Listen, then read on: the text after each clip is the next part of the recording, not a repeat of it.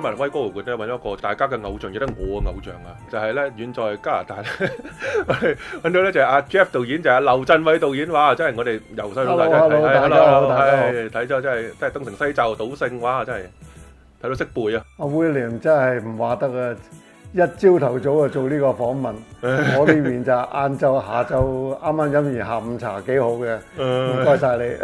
多謝你先啊，阿導演。係，因為真係哇，你陪伴我哋成長啊，真係尤其是台灣啊，或者我哋香港嘅影迷咧，真係你即係80年代嘅喜劇，真係我哋套套識背啲對白啊，直情真係好多都東成西就啊、賭聖啊，係啦，《西遊記》回魂夜，真係套套都真係。記憶猶新，即係尤其是真係到而家都好記得，即係每一個情節。即係換言之，長話短説，即係我哋老餅啦，係。真係好。唔緊要，唔緊要。老都唔緊要，開心得㗎啦。開心得啦，係啦，真係，因為大家都即係係啦，當年影壇都認話咗係一個神經刀啊，即係一個鬼才，即係天馬行空諗到好多唔同嘅，即係好正嘅一啲喜劇嘅橋段啦。咁可唔可以問下導演啊？近況係咪即係近期其實都係留喺加拿大多？其實真係係啊！呢個尤其是即係估唔到呢幾年嘅疫情咧，係即係我諗電影圈都係即係翻天覆地啦。因為大家嗰個工作，因為呢個疫情亦都冇辦法如期進行啊。有一部啦嘅《戲如人生》咧，我監製嗰個戲咧，咁啊本來喺國內要即係開咗幾多招募會，但係冇辦法如期去推行，因為呢個疫情係確係好大影響。有一個詠春阿嬌啦，個做女主角嘅咧，但係都冇辦法去做，咁要等呢個疫情係真係穩定落嚟啦，咁我諗先至開始再進行翻啦。係啦，咁就即係大家想即係傾翻即係一啲睇下阿導演有啲會唔會係咯，即係有啲你唔想答嘅都冇所謂嘅。你睇下，你係啦問下，但係放心，我唔想答嘅，我唔會。你唔會係啦，由入行啊到即係係啦，近期喺中國大陸發展嘅一啲經歷啦，都想問下你，即係有時即係其實想問翻你，由你細個咧，因為我哋發現咧，你好多電影咧都係好多粵語片嘅影子。其實你係咪真係細個都好中意睇電影啊？同埋尤其是真係粵語長片啊？係㗎，我到而家都有睇粵語長片嘅習慣㗎。我諗唔止淨係我諗喺我哋嗰個年代嗰班，你睇下周星馳。佢講嘅嘢全部都係粵語長片嘅對白嚟嘅，嗰梁朝偉啊嗰扎都係嘅，咁所以我哋呢班人都俾粵語長片影響好多嘅。係，即係細個係咪真係都一放學就走去睇公餘場啊嗰啲乜嘢或者當年？我嚴格嚟講係每一日，因為我喺長洲長大嘅，咁我放學之後咧，我媽媽就即刻要我做功課啦。做完功課之後嘅獎勵咧，就係夜晚黑食完飯咧就去睇戲啦。所以我每晚都係跟住我媽媽去戲院睇戲。有冇話最中意嗰陣時邊位明星啊？或者係阿波叔或者係林鳳啊？通常都係中意女人明星多啲嘅，即係女星多啲嘅。咁就係于素秋姐姐。咁啊，仲有林鳳小姐嚇。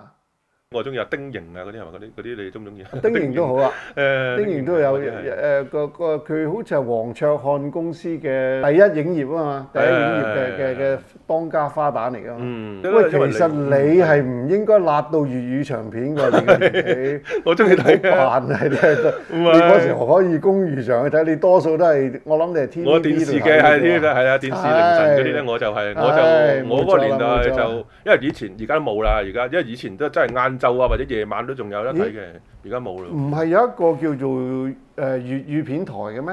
嗰啲要俾錢咯，或者而家佢 YouTube 啊，即係TVB 嗰啲係啦。因為以前唔使錢㗎嘛。我琴晚先仲睇緊《迷你小姐》，寶珠。係啊。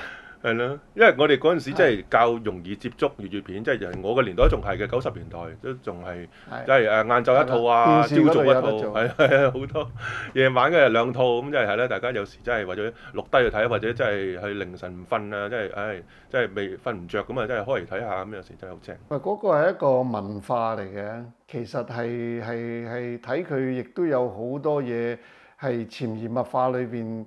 就係回顧翻我哋香港嘅掌故嘅，例如嗰啲外景，你點樣從相片裏邊喺得到咗種真實感咧？其實就係語長片裏邊有好多外景咧，令到我哋睇到香港以前嘅舊貌，然之後佢嘅轉變係乜嘢，嗰個時候人嘅服飾係點樣，同埋呢個情懷係好奇怪嘅，因為我哋係語長片長大嘅人咧。咁到我哋真係有機會喺接觸到電影啦，入咗呢一行啦，咁唔多唔少咧，我哋都會有一種好似即係而家嗰啲 fans 咁嘅，好想接觸翻以前嗰啲舊一輩嗰啲演員嘅。咁所以阿修哥胡楓咪同我點解咁好關？佢每次嚟溫哥華，佢都嚟探我。我翻香港我都會同阿修哥食飯咁樣嘅。咁就係。即係喺佢哋身上，我哋係有翻晒好多以前我哋作為一個觀眾嗰時候，未參與電影嘅時候嗰種身份見偶像咁樣。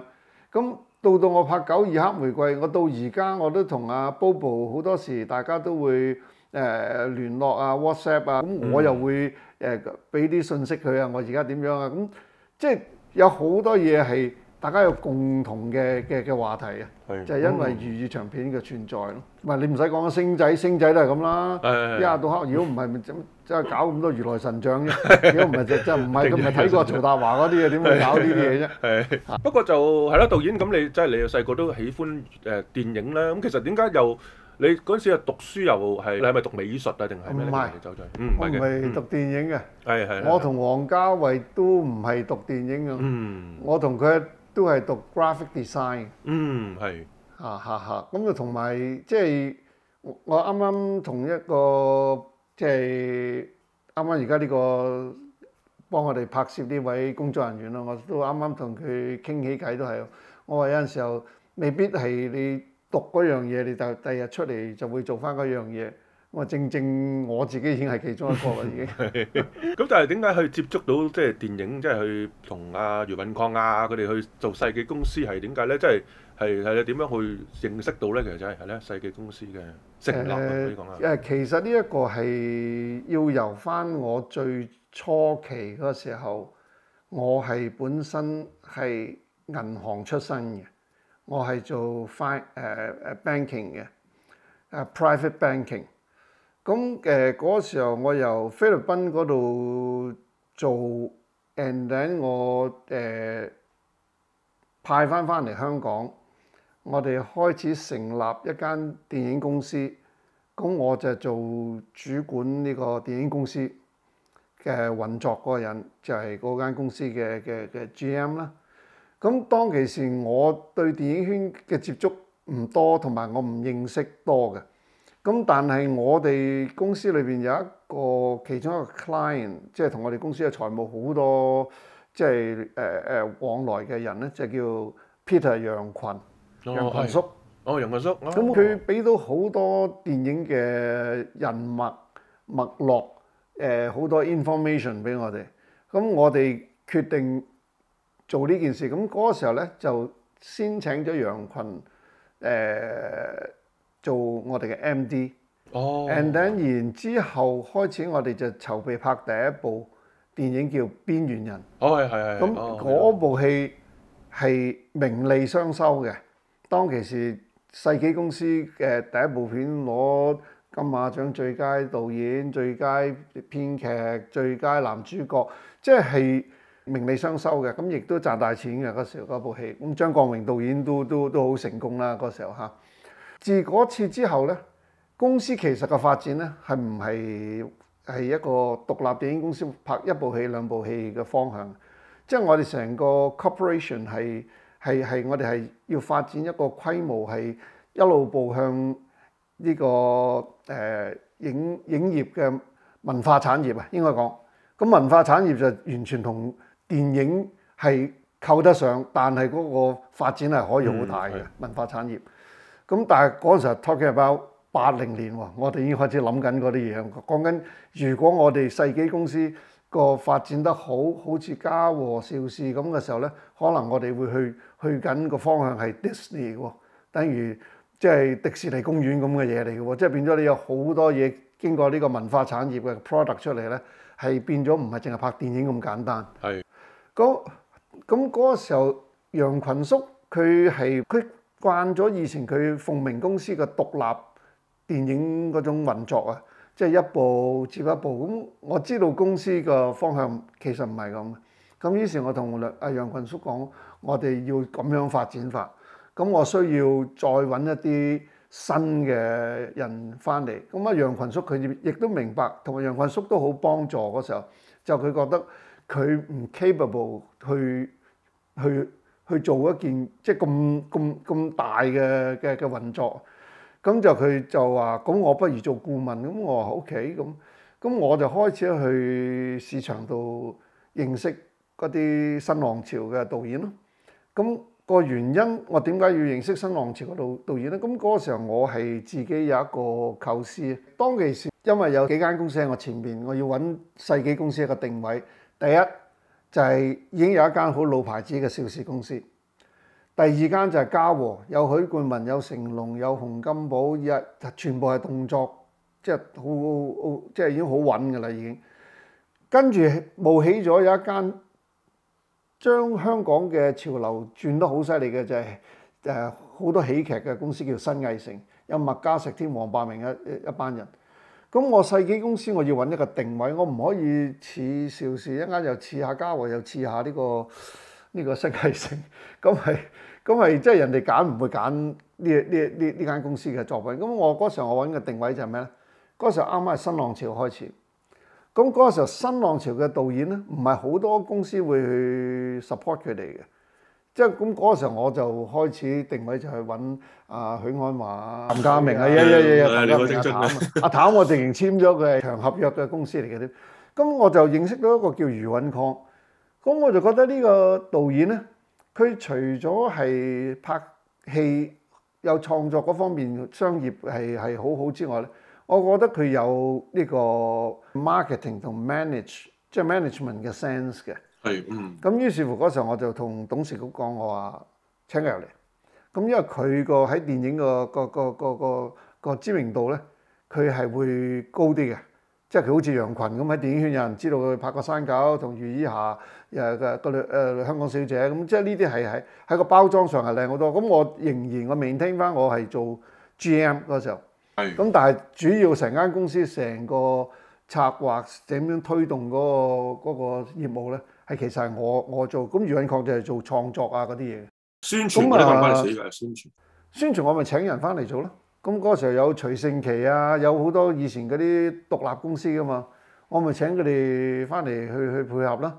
咁我世紀有自己嘅創作部啊，成班編劇啊，即係嗰啲我哋全部都會好似邵氏公司其他公司咁一樣咁做法嘅。咁所以嗰時候世紀嚟講個規模唔細嘅嗰時候，以一個新入行嘅公司嚟講，其實規模都好。咁我跟住我再諗嘅就係我唔可以淨係做製作啊。因為製作我發行嗰方面，我俾人哋碾死咗我命脈。咁啊，於是乎我就飛咗嚟北美洲，就買咗一條新星院線。咁我有咗新星院線之後咧，我就翻去同金公主坐低講數啦。我話嗱，美加就有一個咁嘅院線，如果你俾香港俾啲中秋期我啊，暑假有個檔期俾我咧。咁我就同你發行美國，咁當其時佢哋心諗你美國好細啫，點同我香港比？跟住我就同嗰個時候係雷國坤定係鵪鶉燦啊，係啊，燦叔啊，燦叔係，咁我直情就嗱，你俾最佳拍檔我同你發行啊，我同你發行一次。咁嗰個時候佢話咩意思啊？咁嗰個時候喺嗰個年代，你喺賣去美加。5000蚊就標準嚟嘅美金一部戲。後來有啲好啲嘅就加到你1萬幾或者2萬，巴閉極就俾到3萬美金你。咁你最佳拍檔我俾夠4萬你啊，係咪？如果你買美加都係咁嘅錢嘅啫。咁我同佢講話，我唔收你呢個4萬，我同你發行一次。結果佢睇到嗰條真嘅數啦。原來美加嗰個戲院嗰個票房係好大嘅，咁於是乎我哋就開始換檔期啦。咁呢個就係我第一個階段入電影圈嘅成長。係咪就係之後就係即係世紀公司有經營上嗰啲問題，就去咗變咗五洲世紀係咪就係？有一段時間係啦，冇錯，拍咗就係呢啲失婚老豆。即係其實佢個，即係佢其實嗰個，哇！你都好會多嘅，真係離曬譜嘅你真係，即係好似 library 咁啊你。